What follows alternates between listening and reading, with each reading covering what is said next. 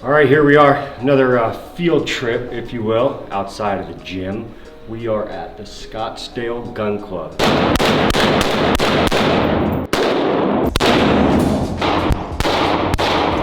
We're gonna be hitting the range, having some fun, shooting some guns, but then we're also gonna try and slow down our breathing, our focus, compete with ourselves. Yeah, we're gonna gauge kind of the function of Johnny's respiratory system and his cardiovascular system. So if you think about breathing as a whole, a lot of people think about it just being oxygen uptake, but what it really matters is gonna be the carbon dioxide and the tolerance that Johnny has of his carbon dioxide through just different stresses. So if he were to have an imbalance between carbon dioxide and oxygen, we will see that in his ability to have mental clarity and focus.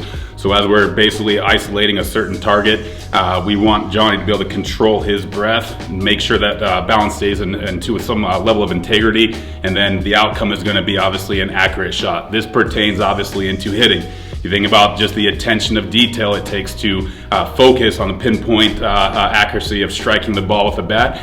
That's where the crossover happens. So today is all about training the respiratory cardiovascular system, maintain integrity of that, and then the output is obviously going to be accuracy and the ability to execute that. So this right here, FN57, probably my favorite handgun. This, we have two different AR-15s. This one's fun. This one doesn't have a scope on it actually, because I had it, I took it off, put it on another gun, and I didn't want to take it off. So this is raw dog today. Was this a hobby that you've done throughout your life? When did you kind of pick this up, and then did you also use it in refining, vision or heart rate, based stuff for your actual career? Taking the guns state to state, was always hairy, so I'd always shoot mostly here. But I had a couple opportunities to go to Coronado with some of the SEALs and shoot there. And I remember this is probably about like 2011. I went and shot before the game with them. And I was just so amped up of not even like knowing it. And I came in and I was just blasting balls in batting practice. And it was like, what's different? It was like I went and shoot it and had all this going, had my focus and had everything. And there was a total translation. Yeah. I mean, I don't know how common it can be to go to the range before a game, but it definitely helps.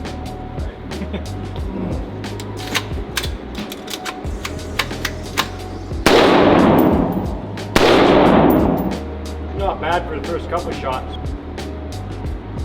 You talk to some of these dudes, tactical Tommy, right? Like, at the end of the day, I just like to slow down, focus, and have home safety on my mind, right? I mean, there's guys out there doing this, doing that, super cool, right?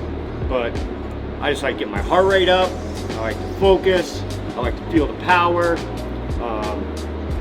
So yeah, I mean, I can dial it in, as we go, but it's kind of like your first swings of batting practice, right? Like, let's just get a feel for it.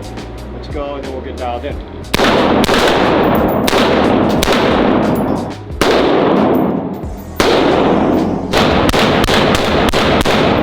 How'd we do? Well, Tim and I. So this is good, right? So mostly over here, right, is if you think about it, pulling the trigger too hard.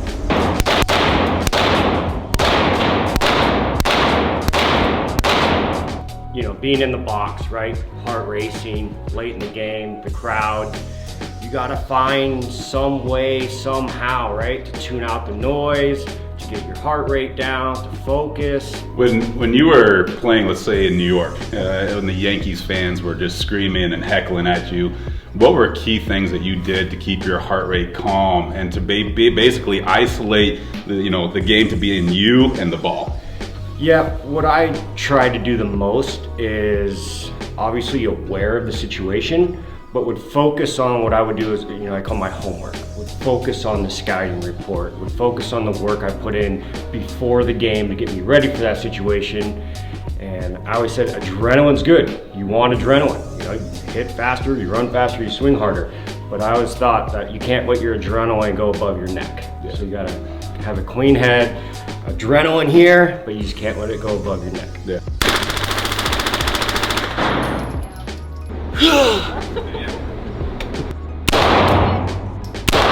Alright, finger off the trigger. I think of, taking it a pitch at a time. You know, when we're looking at 25 balls being thrown to you in the home run derby, like that's kind of the similarity maybe in my end that I see is when it comes to shooting, when it comes to hitting, you take it one bullet at a time, one swing at a time, and just isolating exactly that. Keep the adrenaline, shoulder down, in the head, make sure you're clear and your mental clarity is on point, especially with every single chance that you get.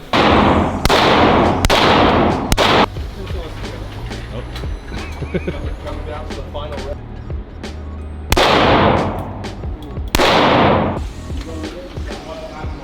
Oh, you got 4.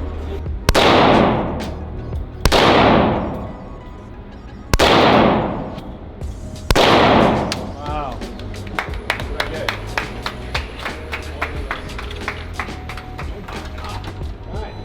No, there you go. Jeez, we're gonna have to pick you up a gun on the way out, right? You're ready. That was good stuff, you know. Started to get hot in there, blood flow, started to compete. That was fun.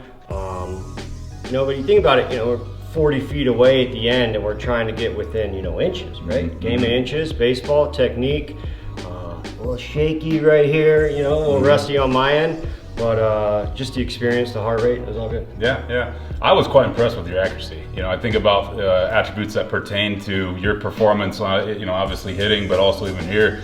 Kind of behind the scenes, we tested Johnny's blood oxygen or body oxygen level of tolerance, basically how much his body tolerates carbon dioxide, and that in itself is when you start breathing heavier, you're exhaling carbon dioxide, and that's where a lot of athletes struggle, is because that exhaling actually causes an imbalance in the body. Then what the reaction is down the kinetic chain is you're going to lose focus, and obviously a lot of your mental performance is going to go down, and that's one of the key attributes for hitting is that mental performance. So you could watch Johnny literally sitting there, dialing his breath work, control his breath, and even after how many years he's been retired, just see him be able to get back into that athletic zone and execute what we're working on the focus of obviously targets today. So quite impressed, and that was a key thing that we obviously are looking for in preparation for this Home Run Derby X.